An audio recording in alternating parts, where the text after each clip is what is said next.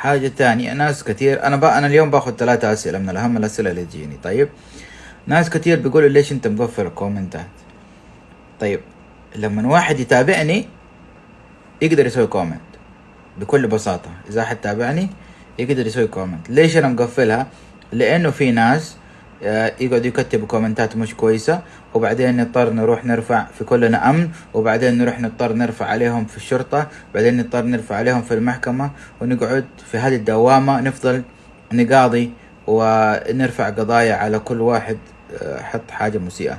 فالأفضل إنه نقفل لهم الباب ده، عشان اللي بيقول شيء خلاص يطفش وما يقوله، واللي بيتابعني فعلا يبغى المحتوى ويبغى يتابعني ويبغى يتعلم ويبغى أشياء هادفة بدون. وطبعا الناس اللي بيتابعوني محترمين، ما هو زي الأشكال اللي بتجي وبتقول كلام مو كويس وزي كده.